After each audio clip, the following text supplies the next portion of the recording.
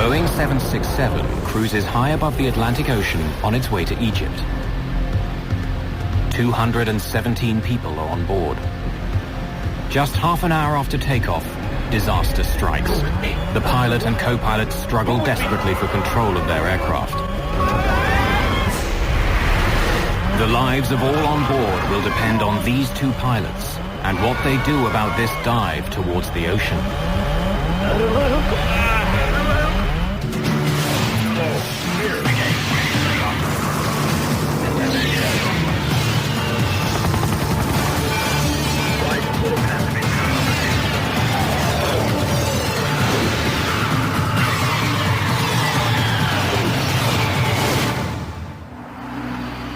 The John F. Kennedy International Airport outside New York City is one of the busiest airports in the world. In 1999, nearly 32 million passengers fly in and out. More than 340,000 flights take off and land. Egypt Air Flight 990 is destined to be one of the most controversial ever to leave this airport. The fate of this flight challenges the strength of an international friendship between two allies and uncovers a hidden mechanical flaw in one of the world's most popular airliners. The FBI will become involved. We reviewed surveillance tapes to indicate whether or not anything unusual was loaded on that plane. Investigators in two countries developed two different theories. Was this a tragic accident or a terrible crime?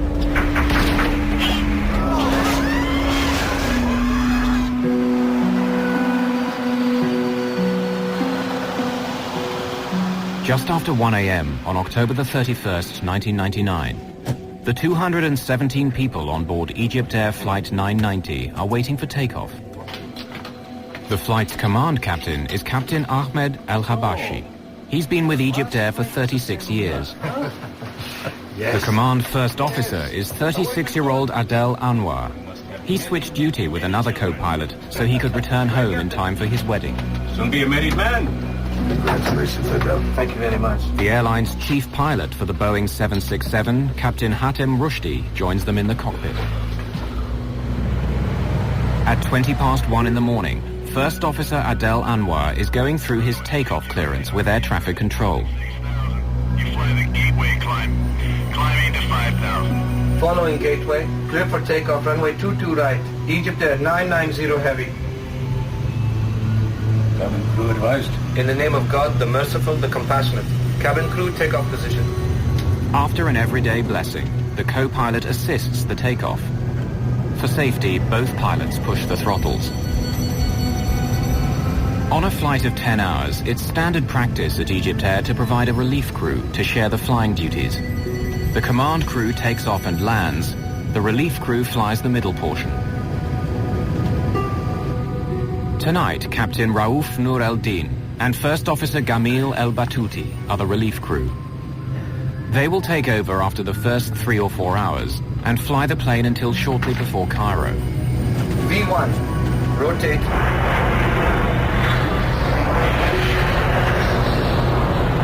Positive rate of climb, both sides. 1,000. Egypt Air 990 heavy. Contact. Departure now. 125.7. 1257. Bye. A large number of passengers are senior citizens from the United States, looking forward to touring the wonders of ancient Egypt. My dad and Ginny were married in 1998 on October 23rd, and to celebrate their first anniversary, they decided to take a trip to Egypt. Anita Child's parents are retired and on their way to Egypt as well. They always had great time on these tours. They traveled frequently, and so it was a pleasure trip they were looking forward to. Seeing the Holy Land especially. Maureen Sacratini and her brother John Simmermeyer enjoyed the fact that their parents loved to travel. They had been particularly fond of a program known as Elder Hostel, and this particular vacation trip to visit the pyramids and the other historical sites in Egypt was an Elder Hostel trip. There are 14 of Egypt Air's experienced crew operating the flight. There are also 33 Egyptian military officers and pilots on board, returning after training with the American Armed Forces. Gamil El-Batouti used to be an Egyptian Air Force flight instructor. He's now one of the oldest first officers at Egypt Air. He's so much older than the other co-pilots that out of respect they call him Captain. But some at Egypt Air think that Captain El-Batouti has been coasting too long on the favors of old friends. Just over 20 minutes after takeoff, El-Batouti is about to leave his seat. Former National Transportation Safety Board investigator Greg Phillips became an expert on the events of this flight. The relief first officer, who would have been expected to come to the cockpit somewhere during the later part of the flight, halfway or wherever he was comfortable, wherever the normal change would have been, came into the cockpit about 20 minutes after takeoff. Hello, Jimmy. How are you? How are you, sir? What's new? I slept, I swear. Just wait. Let me tell you something. I'm not going to sleep at all. I might come sit for 2 hours But and then... I slept. I slept. You mean you're not going to get up? You will get up. Go and take some rest and come back. You should have told me this. You should have told me this, Captain Gamal. You should have said, Adele... Did I even see you? I will work first. Just leave me a message. The younger first officer seems surprised that El-Batouti wants to replace him so early in the flight. And I'm not sleepy. So you take your time sleeping, and when you wake up, whenever you wake up, you come back, Captain, okay? I'll come either way. Captain. Come and work the last few hours and that's all? It's not like that. That's not the point. Look, if you want to sit here, there's no problem. I'll come back to you. I'll go get something to eat and come back, all right? Fine. Look here. Why don't you go... Why don't they bring your dinner to you here, and then I'll go sleep, okay? That's good. Okay, with your permission, Captain. And with that, El-Batouti leaves to get his meal.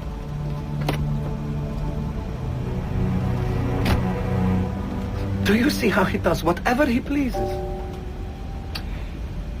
Do you know why that is? Captain El-Habashi senses his first officer's resentment and tries to smooth over the situation. Are you a youngster? Anwar wonders if El-Batouti wants to take over because he may not want to work with Relief Captain Noor el-Din. Doesn't he want to work with Raouf, or what? It's possible, God knows. But look, you shouldn't get upset, right? By this prophet, he's just talking nonsense. That's it. Everything's under control. Okay, Chief. Thanks again. First Officer Anwar concedes and is ready to hand over to El-Batouti. Normally, this is the most relaxed, easy part of a long flight for pilots and passengers alike. The highly automated aircraft systems will take care of the flying for several hours. It's very unusual for an airplane flying over the Atlantic at nighttime to encounter any kind of difficulties. We normally expect accidents to happen in approach or landing or near airports, and very seldom do we get anything out over the ocean in the middle of the night. Excuse me, Jimmy, while I take a quick trip to the toilet. Go ahead, please. Before it gets crowded, while they're still eating, I'll be back to you. Before the captain returns, disaster will strike Egypt Air Flight 990. The fate of everyone on board will be in the hands of the co-pilot, the man who shouldn't be here in the first place.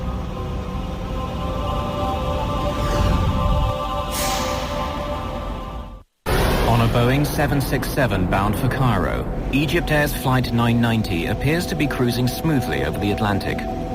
The relief first officer Gamil El-Batouti is alone in the cockpit, while the captain has gone to the washroom. But then the plane dips, plunging down. The nose pitches down, creating zero-G, weightlessness, throughout the aircraft. This airplane basically started at 1G, which is what we'd expect for level cruise flight. As you push the nose down, as if you would be cresting the top of a hill in a car at a high speed that drops away, you'd feel the airplane fall away from you, and you would start to feel a little light in the seat, and as the dive progressed, you would feel a little bit lighter yet. I rely on God. Whatever the first officer is intending, he says nothing except this phrase again and again. Captain El-Habashi fights the disorientation of zero gravity, desperately trying to return to the cockpit.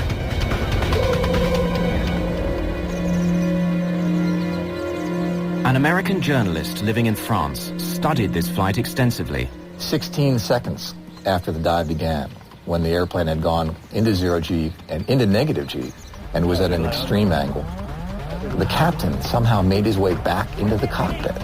How he did that physically, I will never know. Warning signals indicate the dive is exceeding the maximum speed allowed for the plane, taking them to 99% of the speed of sound.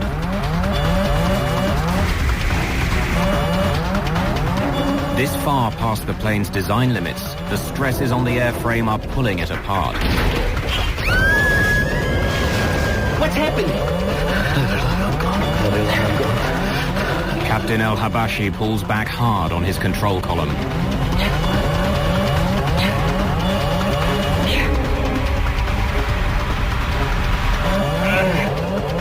Then he tries to use the engines to power their way out of the dive by pushing forward on the throttles, but he gets nothing.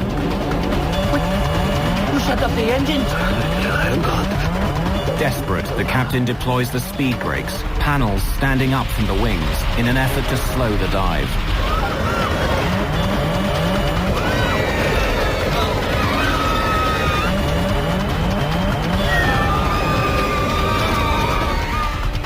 The dive is slowing, back from the brink of the sound barrier.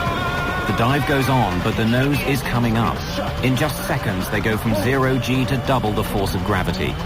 Captain El-Habashi struggles to level the plane and pulls back hard on the control column. The 767's dive begins to slow.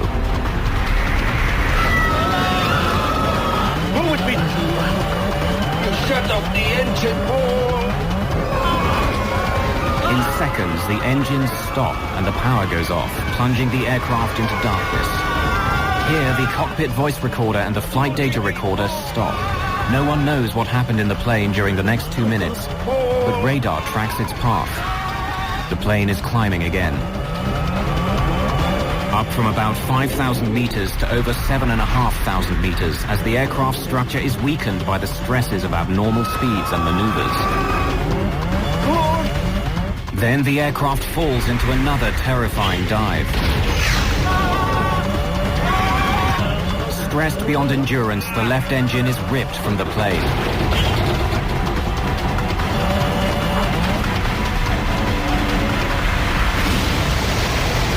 Egypt Air 990, New York Center. Egypt Air 990, if you copy... At 1:52 a.m., Flight 990 disappears from radar screens, crashing into the surface of the Atlantic Ocean, some 100 kilometers off the American coast. Coast Guard search and rescue get a call at 2:15 a.m. A plane has disappeared, and Coast Guard vessels are called to the scene. The U.S. Merchant Marine training vessel King's Pointer is first to arrive. Just as the day was dawning, we noticed oil in the water. And that was the first indication, so we turned the ship around back into the oil, and about as soon as we turned around, we started seeing debris rise up to the surface. In Heliopolis, a Cairo suburb, Captain El-Habashi's daughter can only guess what her father went through. Can you imagine if you have a beloved one, a father, a daughter, or a brother, facing all the horrors of finding himself falling from 36,000 feet suddenly, trying to save his life, his colleagues' lives, the people, the passengers. In a home in Maryland, a sleepy Sunday morning takes a tragic turn. I had woken up for some reason at 5:30 in the morning, and we were flipping on the TV to check the weather, and we were deciding what mass we were going to be going to. It was Sunday. And immediately on CNN, they had Flight 990 missing, and I was in total shock. I ran down to my refrigerator where I had my parents' itinerary, and I ripped it off and just started sobbing uncontrollably. I was screaming. I didn't know what to do. We located a significant debris field, and that we have concentrated our search efforts since then on about a 36 square mile of area, about 50 miles south of Nantucket. At the end of October, the waters of the North Atlantic are so cold that normal life expectancy is about 5 to 6 hours. In Cairo, Relief Captain Raouf Nur el-Din's daughter May clung to hope for her father. I was talking to myself, trying to convince myself that my father was not on this plane. And if he's on this plane, he will be safe, because my father was an Air Force pilot. He had a very good experience.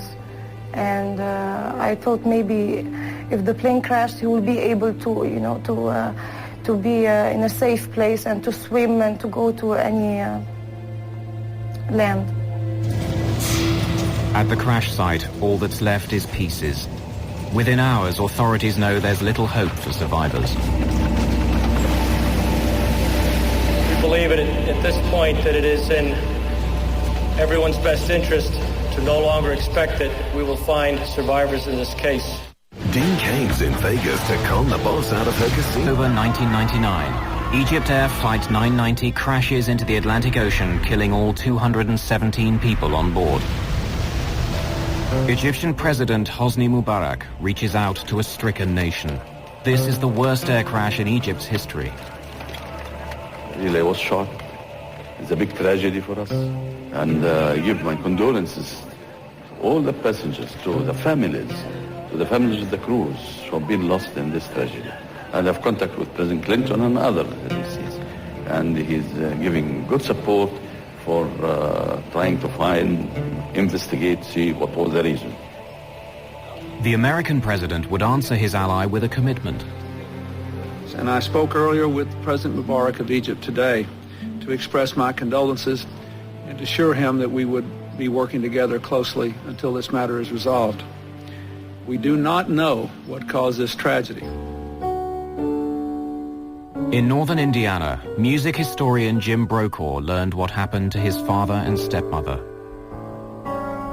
One of the many things that I felt on that first horrible morning was the sense that people all over the world were confronting the same horrible circumstances that I was, and had the same sense of helplessness and disorientation that I did. Shocked and grieving, relatives arrive at Newport, Rhode Island. They will seek answers and share comfort. There were 100 Americans, 89 Egyptians, 21 Canadians, and 7 victims of other nationalities on board.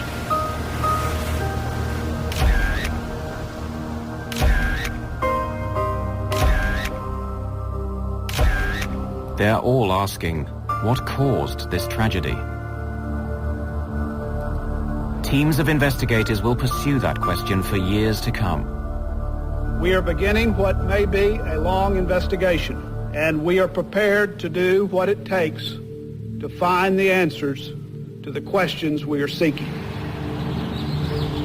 In Washington, Greg Phillips from the National Transportation Safety Board leads the investigation into this crash. From the very beginning, we realized it was a very difficult case. The airplane was in cruise, nighttime, out over the ocean, and when it went into the ocean, there was just a little bit of floating debris, but we had to recover the airplane from the bottom of the ocean to begin the investigation. The job of finding the black boxes would be difficult.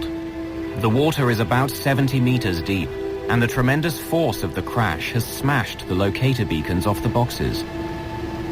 In this case, both the underwater locators, which are called pingers, which help us locate the boxes underwater, were detached. So we had an extra difficult job in trying to find the actual boxes where the recording material was contained. 9 days after the crash, the U.S. Navy's unmanned submarine Deep Drone recovers the first of the 2 black boxes, the flight data recorder, which stores information about what the aircraft and its systems were doing. 4 days later, the second black box, the cockpit voice recorder, lands on the deck and is carefully transported to the NTSB laboratories. The cockpit voice recorder captures all sounds in the cockpit for the last 30 minutes of the flight.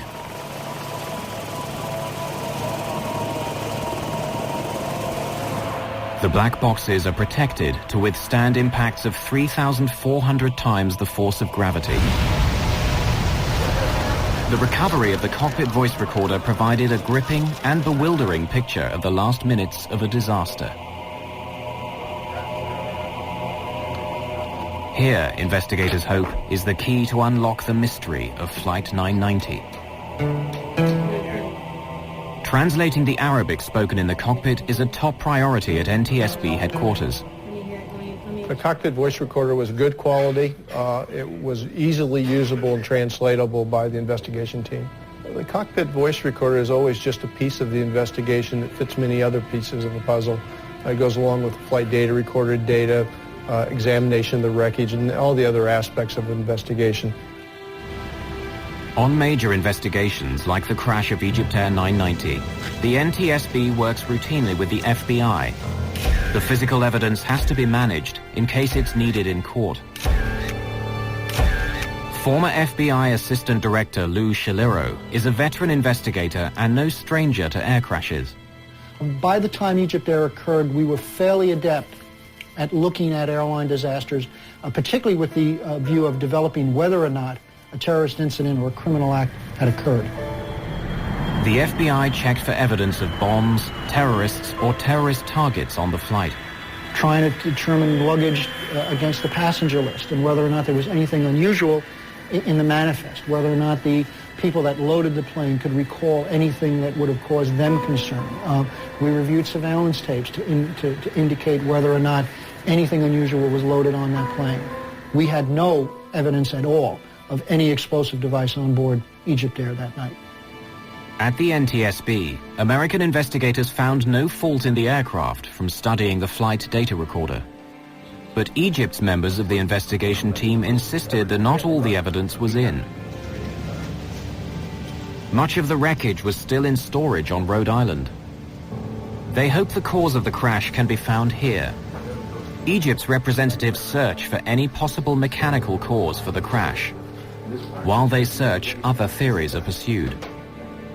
A study into the causes of airline crashes published in January 2001 points to pilot error as the cause of 1/3 of these accidents.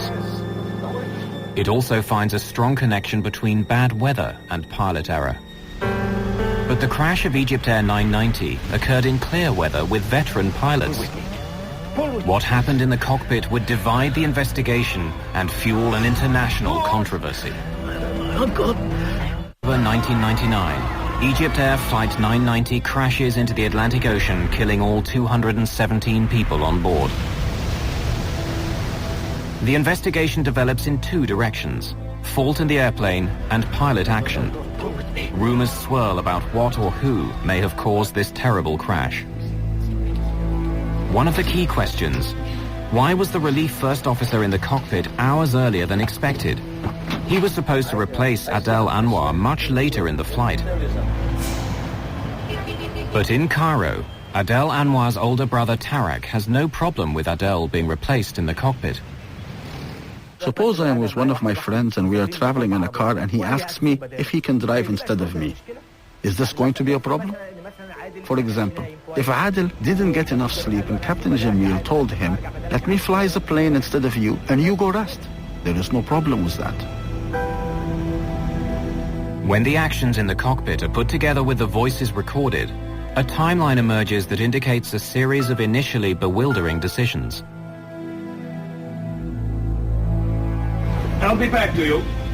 The timeline reveals that after Captain El Habashi leaves the cockpit, there's a series of sounds whose meaning can only be guessed at. Control it. And then the relief first officer disconnects the autopilot. I rely on God. Released from the autopilot's control, the plane starts to descend, rolling to the left. Egypt's experts described El Batuti's decision to shut off the autopilot as a possible reaction to an unusual movement of the aircraft, prompting him to take manual control. However, the leader of the NTSB investigation disagrees. We found no reason for the autopilot to be disconnected by a fault or failure in the airplane. Normally, all aircraft movements are meant to keep passengers comfortable, as though they were on the ground. After switching off the autopilot, El Batouti pushes his control column forward, lowering the elevator panels. So the flight data recorder indicates to the NTSB. Then he pulls the throttles back, reducing engine power. This causes the plane to dive. Egypt's investigators say El Batouti was not trying to crash the plane, and there may have been an elevator failure which he could not overcome. Strangely, there is no discussion of a problem on the cockpit tape. When the captain made his way back to the cockpit, he asked the first officer what was going on and never received a response. As former Director of Aviation Safety, Bernard Loeb oversaw all air crash investigations at the NTSB. It is well understood that in a cockpit, a jet transport cockpit of virtually any airline in the world, when a captain comes in and asks a question, the first officer will respond. When the captain asked his questions, Batouti did not respond.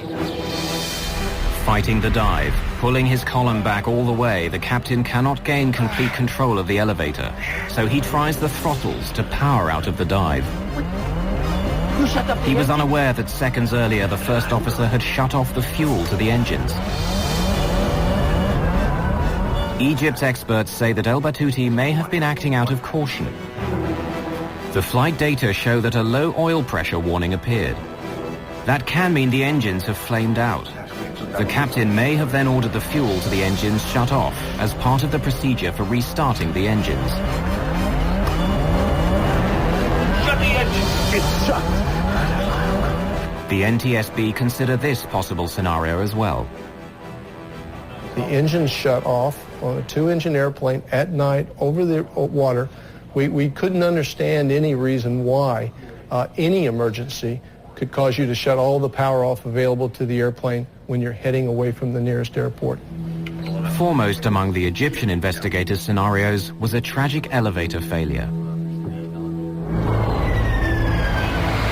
In Washington, at the National Transportation Safety Board, analysis of the flight data recorder indicates that Captain El-Habashi was pulling back on his column to make the plane climb, while First Officer El Batouti appears to be pushing forward on his column, making the plane go down.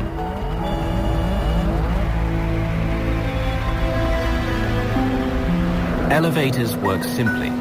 Pull back on the column and the elevators go up, lifting the plane. Push forward and the elevator panels move down to make the plane descend. They work together, but in this case they're going in opposite directions.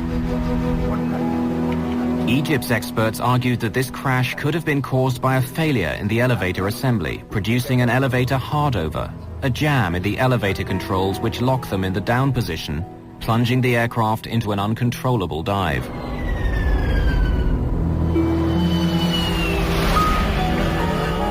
They stated that First Officer El Batouti was working to regain control of the elevators and added that he and Captain El-Habashi were working together.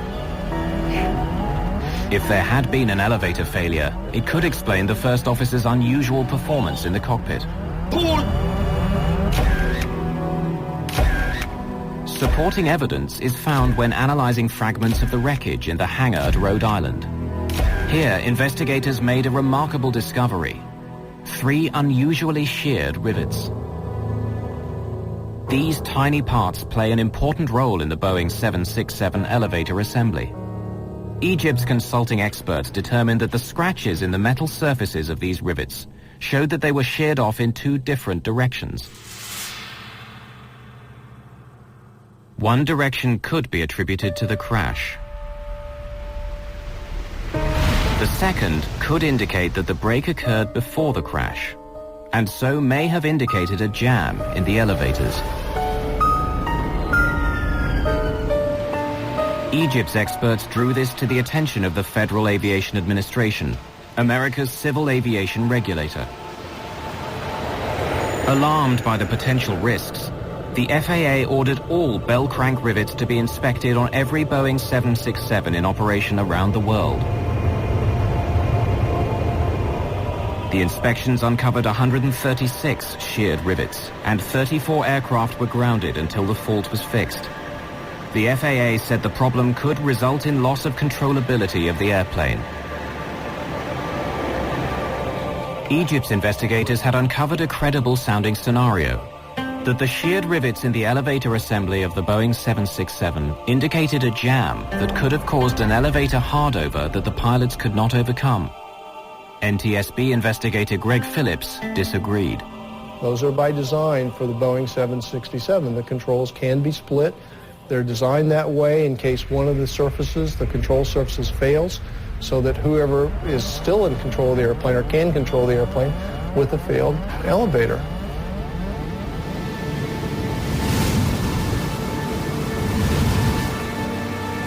Before he became an investigative writer, William Langewiescher was a commercial airline pilot. Flight 990's maneuvers are programmed into a flight simulator in order for Langewiescher to test a pilot's reactions.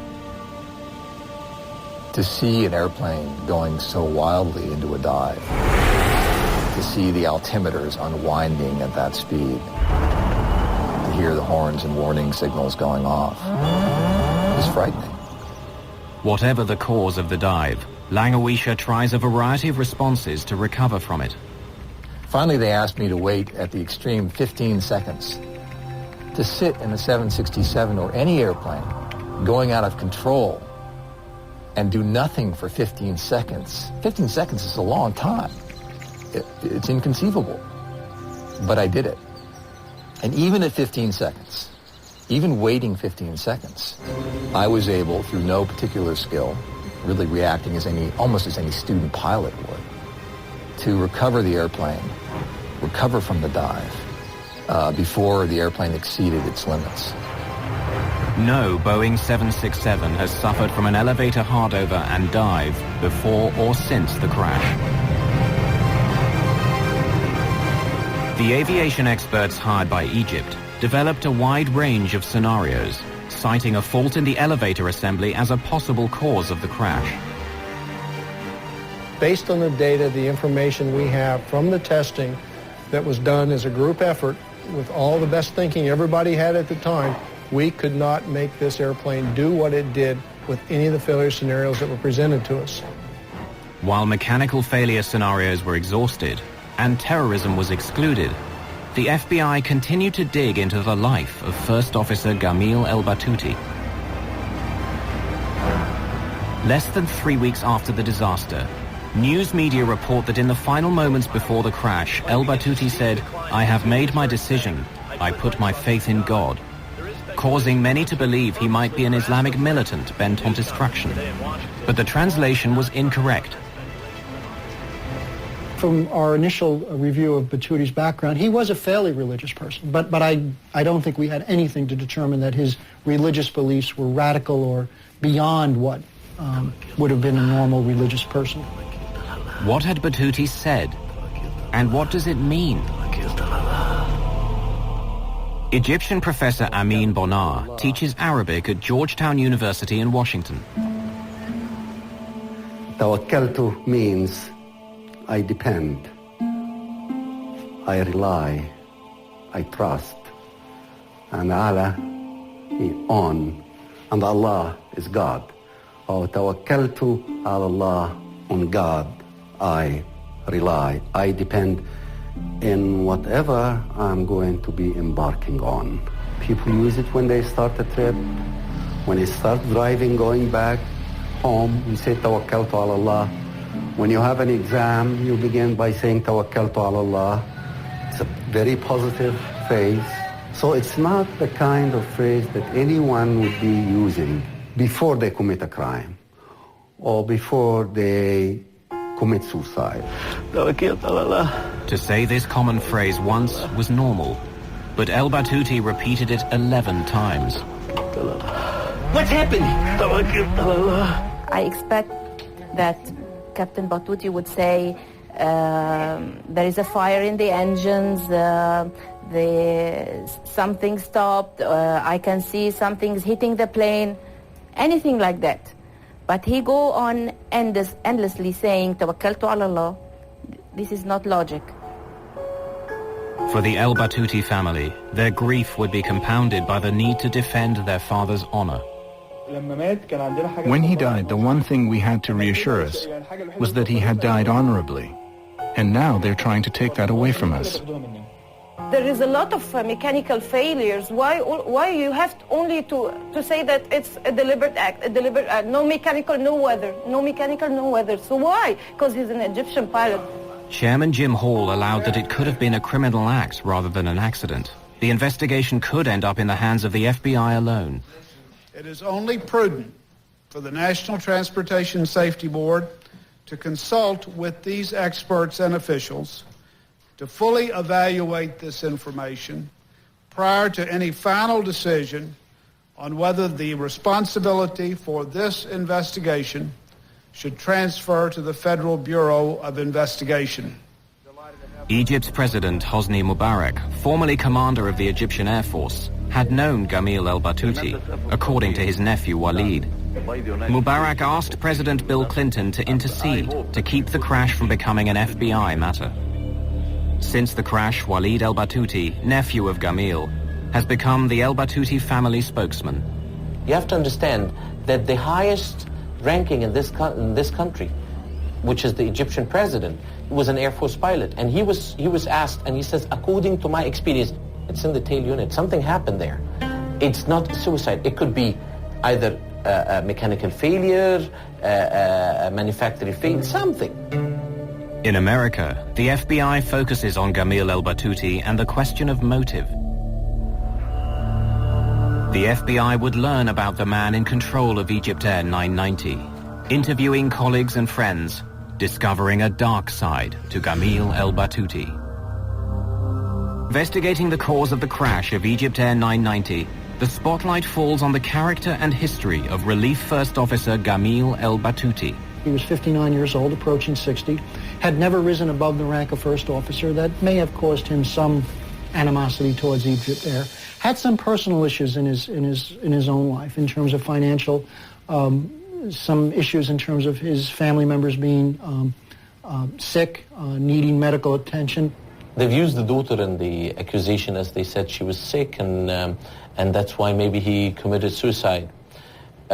Before we go to this, I will give you the reason. First, the doctors have already, on that particular flight, have already told them that your daughter is going positive with the medication and everything is going fine, and he was extremely happy. He was so excited to come back. Gamil El Batouti was bringing her medical records back that night, among other things.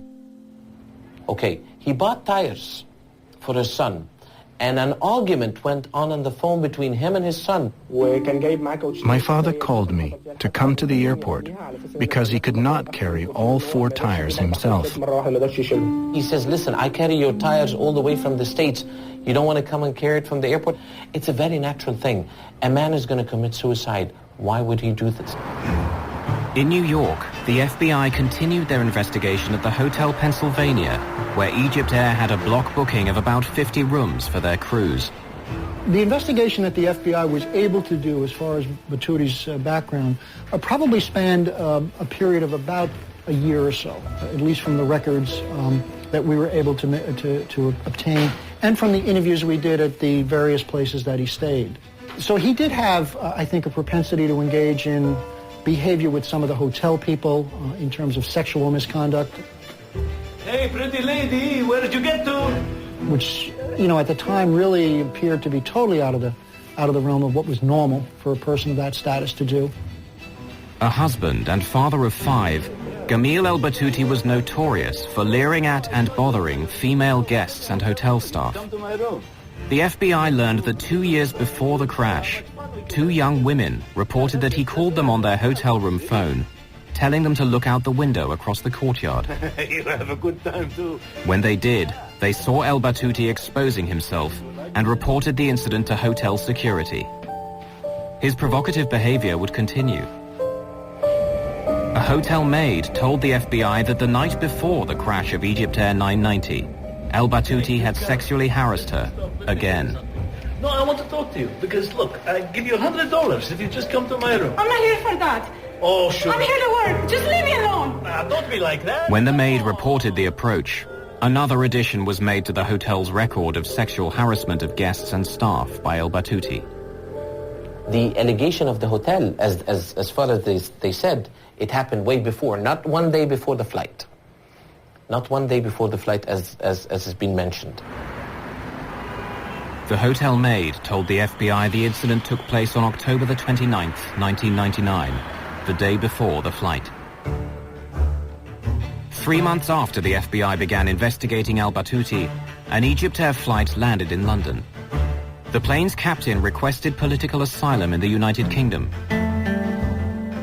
He claimed to have information about the cause of the crash of Egyptair 990, and he feared reprisals in Egypt.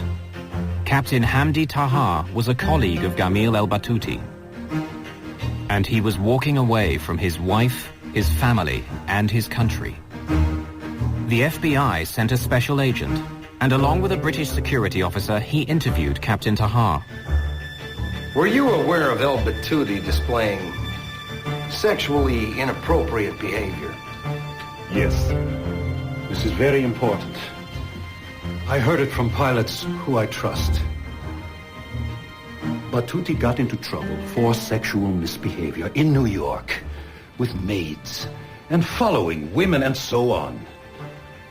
The airline tolerated this for a while, and they told him several times, maybe you can get away with this normally, but this is America. You represent our country. You cannot do these things. Captain Taha's information was second-hand, but his description of El Batouti meeting with the airline's chief pilot was intriguing. Khatem Rushdie went to see Batouti the night they took Flight 990. They had a meeting in the hotel. He told him that what he had done could not be covered up, and something had to be done. The flight back to Cairo from New York would be his last flight. Camille, we go back many years together. But this will be your last flight to the United States. He would not be flying to America anymore. Batouti had just had these big privileges taken away from him, and he was humiliated. So, I think that what happened was this. He must have said to himself, if this is going to be my last flight, it will be Khatem Rushdie's last flight also. Certainly within various corporations where people bring weapons into the office and attempt to take revenge against people that they feel have aggrieved them. Perhaps Batouti felt that Egyptair had been the cause of some of his issues, and unfortunately in this case it was the kind of office that was flying at 33,000 feet. The FBI provides Taha's interviews to the NTSB. Egyptian officials asked for another Egyptair pilot to be interviewed. Mohammed Badrawi had known El Batouti for 40 years. Interviewed at the NTSB, he described discussing with Captain Rushdie what to do about El Batouti's behavior. Do you know if Khatem Rushdie was aware of the situation with Batouti? Well, of course he knew. But he pretended not to know, I think, because Khatem Rushdie is the chief pilot. Badrawi confirms that Khatem Rushdie is upset about El Batouti's harassment of women at the hotel. So Badrawi takes Rushdie's concerns to his old friend. And if he didn't listen to you, what did you tell him was going to happen? Nothing much, really. You see, he was on his way out. We don't normally touch people when they're approaching 60. I know. I'm not saying that you are doing something wrong. They are saying that you're doing something wrong. I know you are my friend. We have a little patience, and then they're out. Badrawi would ask Rushdie to be patient with his old friend, considering that El Batouti only had 3 months to go before retirement. We have been in the Air Force for 40 years. All he needs is a few more months. Badrawi's interview confirmed that Rushdie did believe El Batouti's behavior had to be dealt with, and he denied Taha's claim of a meeting between the two on the night of the crash. But Captain Taha was not done. He had another compelling story to add. London, an Egyptian pilot has requested political asylum and is offering an insider's view of the most controversial tragedy in the history of Egyptair. Captain Tahar revealed to the FBI how Egypt Air briefed its pilots about the crash. When they had done the transcripts of the cockpit voice recorder, the Egypt Air Chief of Operations called all flight group to a special meeting in Cairo and told us the facts. Just the facts. No commentary. No explanation of any technical problem. He did not say anything, but all we pilots realized that this was not an accident. And then he told us not to talk to anyone about it. Don't talk to your family. Don't talk on the phone. Don't talk to each other, he told us. All of us realized that Batuti had done this on purpose. For the American families involved, this was a case of 216 murders and 1 suicide. In Egypt, big, close, extended families combine with a strong religious faith to deny that Egyptians commit suicide. The story has many sides. It has to do with religion. It has to do with beliefs. It has to do with the culture. I think until today, still in the Egyptian culture, people don't believe that Muslims or that Egyptians or that people coming from that culture commit suicide. Cultural differences were not the only impediments to this investigation. One of the difficulties that we did have was that when we went over to Egypt and attempted to really get into his background, it became a very sensitive issue for the Egyptian government. FBI efforts to learn about El Batuti's personal life and family relations would be stymied. It became almost to the point where we were never really able to develop all the things that we needed to get at. Finally, on March the 21st, 2002, after a nearly $10 million investigation over 2 years and 5 months, the NTSB publishes its report and determines that the probable cause of the Egypt Air Flight 990 accident is the airplane's departure from normal cruise flight and subsequent impact with the Atlantic Ocean as a result of the Relief First Officer's flight control inputs. The Egyptian Civil Aviation Authority responded angrily, and their response read in part, "It is obvious that the NTSB has not done the type of professional accident investigation expected by the Egyptian government." The NTSB's former director of aviation safety takes exception to the Egyptian view. What was unprofessional was the insistence by the Egyptians, in the face of irrefutable evidence to anyone who knows anything about investigating airplane accidents and who knows anything about aerodynamics in airplanes, was the fact that this airplane was intentionally flown into the ocean. No scenario that the Egyptians came up with or that we came up with in which there were some sort of mechanical failure in the elevator control system would either match the flight profile or was a situation in which the airplane was not recoverable. Like many of his countrymen, the loyal nephew cannot believe his uncle Gamil was a mass murderer. This is a simple plane crash. It was put and made like this for no reason. It shows that it's a cover-up. Greg Phillips takes pride in having thoroughly investigated every lead and every scenario. When we sign on to be accident investigators, we do it with the idea that we're going to keep the next one from happening, not to cover up one that did because of whatever reason may be given to us. I've never known that to happen. I've never even known it to come close to happening. There continue to be differing perspectives on the crash of Egypt Air Flight 990, and unanswered questions remain for broken and damaged families. For many of them, answers to how and why this plane crashed will forever be a painful mystery.